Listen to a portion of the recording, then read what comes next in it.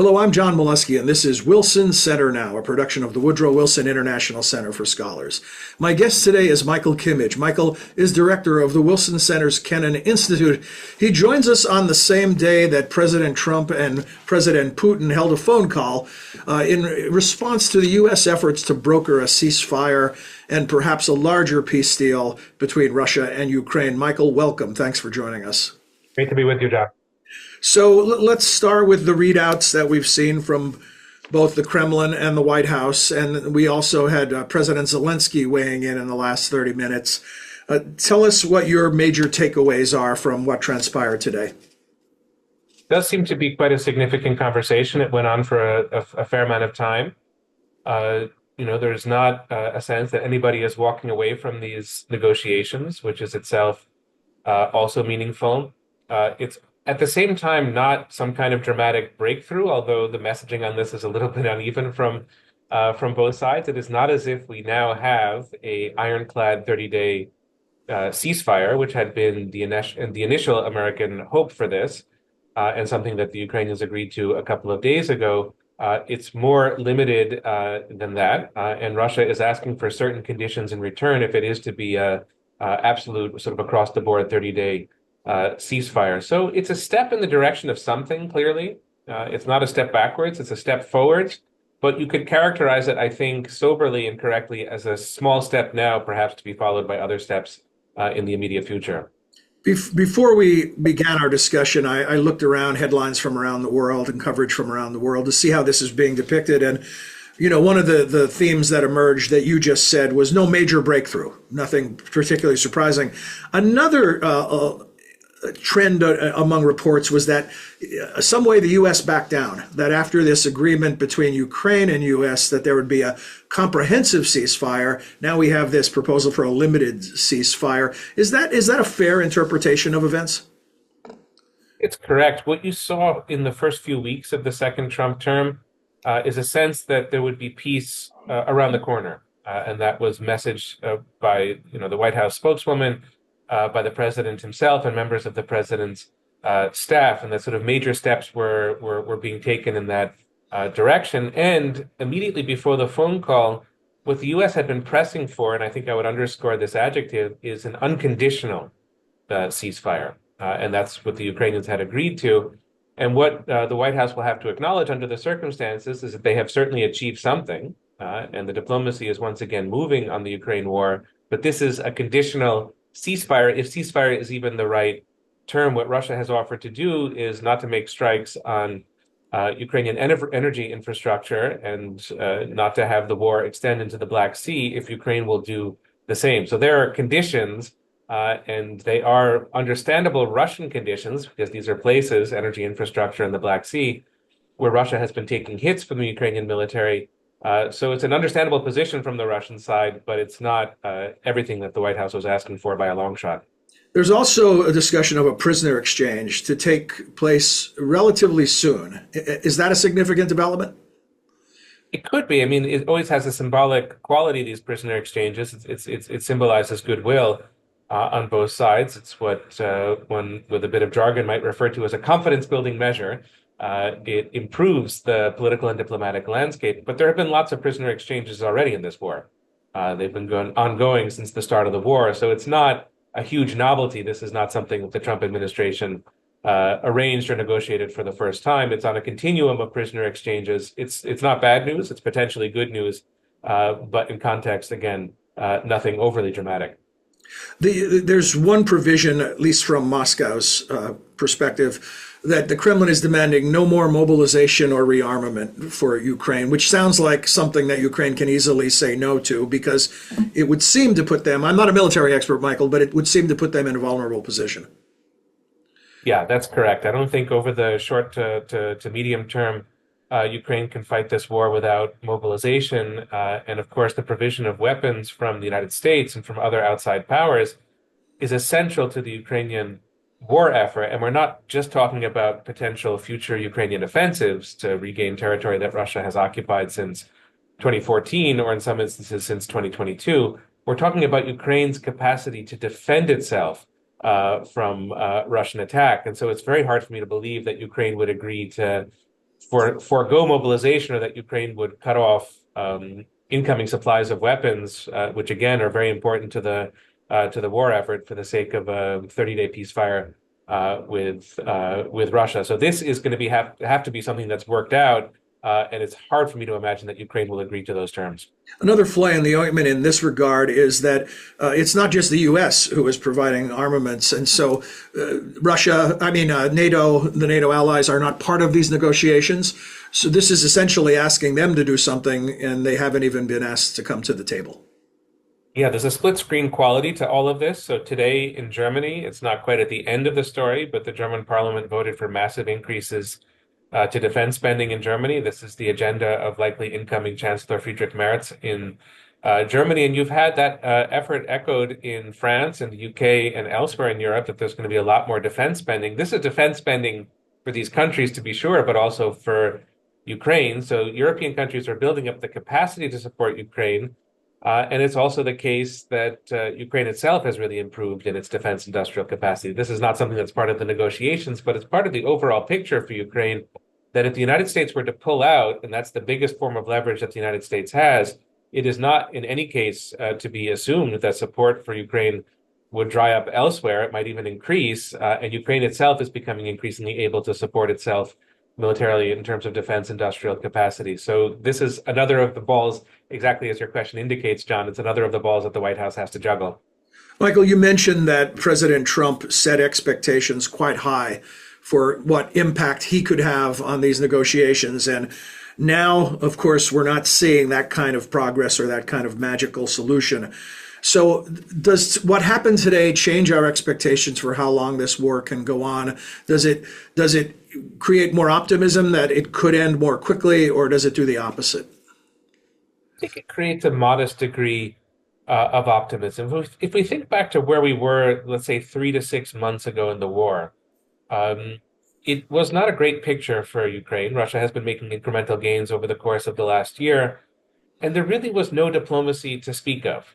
There was not, many meetings. There were certainly no presidential phone calls between Washington and Moscow 3 to 6 months ago. I think the last time that President Biden spoke with President Trump was before the 2022 invasion, and then there was almost no contact. There were various peace plans that countries had put forward, Ukraine itself, China, and other countries, and those were part of the conversation, but there was very little diplomacy. So I personally don't think it's a bad thing that there's now a flurry of diplomacy. There's sort of a push and effort being made. We've seen that it hasn't fallen apart. There were disagreements, of course, between President Trump and President Zelensky in the Oval Office, and a fair amount of back and forth, which is not atypical for, big scale, difficult negotiations. Positions are moving and shifting. That's also not atypical. The conversation is going forward. And I would say that that's to the credit of the Trump administration for pushing this agenda, but we are extremely far from any kind of genuine, lasting, enduring resolution to the crisis. And it's those two things that one has to distinguish. The diplomacy is moving again. That's a big story. That matters. But it has miles and miles to go. So I want to alert our viewers and listeners that, look, we're talking about something in real time that's in the breaking news category, and things could change by the minute, even while we're here recording this discussion. So if you really want to keep up on this, as I'm sure those of you watching this are showing an interest, check out the Kennan Institute, and Michael and his colleagues will be continuing to be on top of this story as it develops with all kinds of useful information and analysis. Michael, stepping back from the news of the day, I want to ask you about the toll of war on both sides. We're very aware of what's happening on the Ukrainian side because it's an open country with real reporting and is a U.S. ally in this regard. On the Russian side, not so much. The idea of an open and free media in Russia is an artifact of the past, no longer exists. So what do we know about the toll that this is taking on Russian society, and how are the people of Russia dealing with this? It's a very important question, in part because, as your question suggests, it's a difficult one to answer with a lot of data. Let's go back to 2013, or rather 2023, when it seemed like the Russian population was in lockstep with the Kremlin. It seemed like people were very pro-war. Survey data to that effect, the absence of a real anti-war movement. And in the summer of 2013, we had a mutiny in the Russian military, led by a sort of perplexing figure, Yevgeny Prigozhin, where he started to take troops and soldiers and to march them to Moscow. The mutiny didn't succeed. It was turned back. But what that told us is that below the surface, there was a huge amount of discontent with military leadership, with the way that troops were being treated and handled, with the difficulties of fighting the war in Ukraine. I don't think any of that has gotten better for Russia. It's very hard to imagine that any of that has gotten better. We see that Russia has begun to import troops from North Korea. They played an important role in the military offensive Russia has been waging in Kursk province, which is a Russian province that Ukraine took a piece of in the summer of 2024. And we also see that the Russian economy is taking a lot of negative turns. Inflation is on the rise. It's a very obviously wartime economy, which is overheating, hard to get labor, and a lot of money going into military production that's not going to create real value over time for the Russian economy. So we still have no anti-war movement. You can't look to the streets of Russia and see discontent, but I think the discontent is there. It's percolating. It's there below the surface, and it's not going to be below the surface forever. So not today's news story, but quite possibly tomorrow's news story or the day after tomorrow. I want to ask you also, as we look forward to an eventual end of hostilities, whatever form that takes and however long it takes, what can we assume or what can we attempt to understand about Vladimir Putin's larger objectives? If you're a neighboring state and a former member of the Soviet Union, your fears are higher than perhaps some others. But clearly, there's one school of thought that Putin is in an expansionist mode, and this is just the beginning. So, a couple of points that add up, I think, to a rather complicated picture. So one is that Russia has not just invaded Ukraine in 2014 and then again in 2022, but Russia also invaded Georgia. And Russia has left soldiers. They were Soviet soldiers. They became Russian soldiers after 1991 in Moldova. So Russia is not shy about crossing its borders into other countries, using military force and sort of doing so on its own agenda. Secondly, Russia has invested. We sort of covered this point a moment ago in terms of Russia's economic difficulties, but Russia is investing huge amounts of its GDP in defense. And Russia is now outproducing collectively, outproducing Europe in terms of artillery shells and some forms of materiel. And so that means that Russia is investing in its capacity to wage war in Ukraine, but potentially elsewhere. And that can't be ignored in the least. But the third point that I would make here, and this is very significant, I would say, for European policymakers, is that Russia is really struggling with the war in Ukraine. It's not succeeding. It's not making rapid advances. Incremental advances, yes. But at the beginning of the war, Russia occupied around 11% of Ukraine's territory. This is back in February 2022. Now it's 19-20% of Ukraine's territory. A lot of what Russia occupies in Ukraine has been completely destroyed. And you have the city of Kharkiv in Ukraine, which is 30-40 miles from the Russian border, that remains very much on the Ukrainian side of the ledger. So Russia has shown itself as unable to take Ukraine's cities for the most part, unable to make big strategic gains in the war. And that means for the Polands of the world, for the Baltic republics, for other countries that worry about this kind of aggression coming their way, that Russia is not 10 feet tall and has certain limits. So the intent is there. That's clear, to revise the borders of Europe. The capacity is growing, but a lot of the ways that capacity is implemented are inefficient and ineffective for Russia. And that's important to remember as well.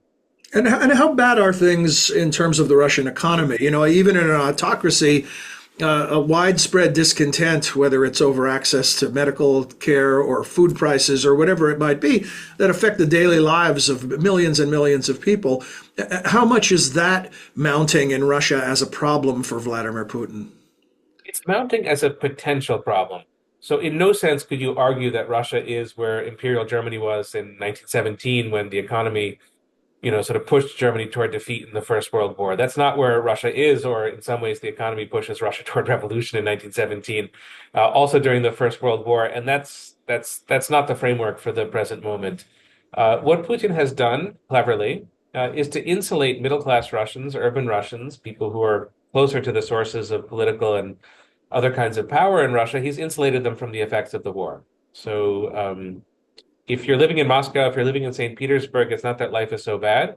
And it might be in terms of the economy that life is not that different from how it was a few years beforehand. What Putin has done, and this is a long-term structural thing, is taken out of Russia a lot of the sources of real growth, value production, innovation, technological capacity. We have 1 million Russians that have left Russia since the start of the February 2022 war. These are often some of the best educated, most entrepreneurial people. So Putin has taken the sources of growth out, or he's compromised them, and he's bet the farm on military action in Ukraine, and it's not going particularly well. So the question is, when do Russians start to ask whether this war, which Russia has been fighting for 3 years without much of an end result, whether this war is worth it?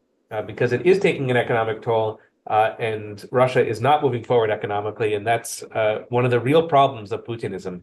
I, again, wouldn't predict revolution or even street protests in the next couple of months, but it's as if Russia is a pressure cooker, and the pressure is being ratcheted up through this economic mismanagement.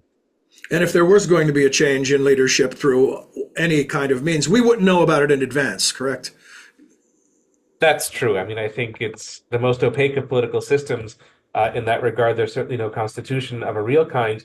In Russia, there are not political parties anymore. Elections have become meaningless. I think it's correct to refer to Russia now as a dictatorship, but Putin doesn't have, sons or daughters who could take the reins, and it's not a governing structure that will have an easy time replicating itself. You would have to assume in the Russian case, and I think that this is probably difficult news in a sense for policymakers in Washington and throughout Europe, you would have to assume that some version of Putin would come after Putin, that from the security services, from the military, that you would have a hardliner, somebody who's inclined toward a kind of militaristic nationalism would probably be the successor to Putin. But, that's an area of Russian life, if you go back into Russian history, Soviet history, where predictions can be extremely tricky to make because it's a country of surprises. On the other side of the border, the position of President Zelensky, what do we know about his popular support, how much the war fatigue is taking a hold in Ukraine, and I guess we could be years away from elections. That is very true. It's important to emphasize that Ukraine is under martial law. So because it's under martial law, although Ukraine is very much a democracy, and Volodymyr Zelensky is the democratically elected president of Ukraine, Ukraine is not a country currently in the midst of elections. It's not holding elections because of the war. I think the portrait is complex. I think on the fundamentals, Ukrainians do not want to surrender in this war. They certainly don't want to lose. They know what price they would pay. They know the nature of the occupation on Ukrainian territory. And Ukrainians have sacrificed a lot. I don't think that they want to sacrifice a lot for a half victory. They want to sacrifice for the sake of eventual victory. So I don't think in terms of fighting the war, that patience itself has worn thin. But I do think that there are, under the surface, lots of criticisms of the way that the war has been waged. And Zelensky is brilliant on the international stage. He's brilliant at social media. He's a great communicator. I don't know if Ukrainians think of him as necessarily a great wartime leader. Ukraine just had to roll up an operation in Kursk that was supposed to be a bargaining chip for Ukraine diplomatically, and it's turned out to be a bit of a military misadventure. So there are those kinds of complaints and questions. And then finally, what Ukraine has done, it's not entirely dissimilar from what Putin has done with his war effort, is Ukraine has put the war effort onto older members of the country and at times onto poorer members of the country. So the Ukrainian military is often a military of men who are sort of 40 plus in age from the poorer parts of society. And so I think those guys, especially veterans or people in the midst of the war, they look to people in Kiev and Lviv and others who are leading relatively normal lives, and there's a bit of a divide or a tension emerging in Ukrainian society between those who are doing the active fighting and struggling with that and those who are back in the big cities and leading relatively normal lives. That's not unusual for wartime. I don't think it's an unsustainable problem for Zelensky, but it's one of the political problems that he faces. Michael, my final question, I'll tell you up front, is unfair because it's so hard to judge this in real time, but I'll give you a stab at it anyway, and with my apology up front. It's very difficult to discern if what we're seeing here in terms of the European response, the vote in Germany today, of whether we're seeing something that's transactional in the moment or something that's transformational for the way we view the world and the way we organize security for the long haul. What is your sense of what we're living through right now in that regard? Well, I think that there's a lot of continuity when it comes to the war in Ukraine. And the story of journalism is always a story of change. And we can identify a number of changes in US policy since January 2025. The way that President Trump speaks about the war is not the same as the way that President Biden speaks about the war. The kind of in public conflict between Zelensky and Trump, that's not what you would have expected a few months ago as a kind of new style. Obviously the U.S. is much more comfortable now putting pressure on Ukraine, and we've already discussed these diplomatic overtures, which again are something new. That's all important, but there's a lot of continuity. The U.S. is still supporting Ukraine. The U.S. is still at the center of the NATO alliance. I see no indication that the United States wants Ukraine to lose the war, and that's a continuity of policy aim.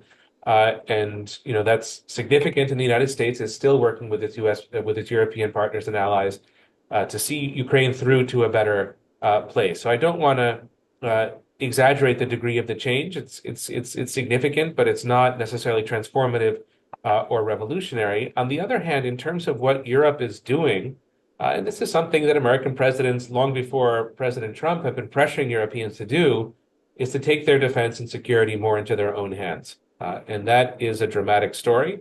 That does depend on Germany, the biggest economy, the biggest country in Europe. And you see a mentality shift, a willingness to undergo certain changes, not just defense spending, but to take on the challenges, tackle the challenges of providing security in Germany and throughout Europe. And I think that that's going to have a lot of consequences for Ukraine. I don't think it's incompatible with the American view of the world. Again, lots of American presidents have wanted to see a more robust Europe on the defense side. I think what it is basically good news for Ukraine.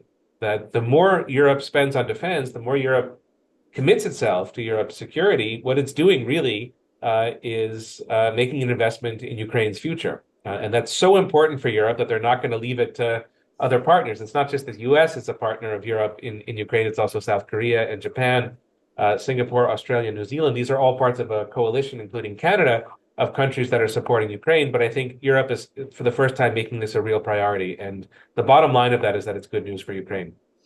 Michael, thank you. This is the first time you and I have had an opportunity to speak in this context since you joined the center. Your addition has been really welcome, and it's great having you as a colleague. And I think our viewers and listeners will find out today why we're so thrilled to have you here. Thank you for joining us. Thank you so much for having me, John. It's just such a pleasure. My guest has been Michael Kimmage, director of the Kennan Institute at the Wilson Center.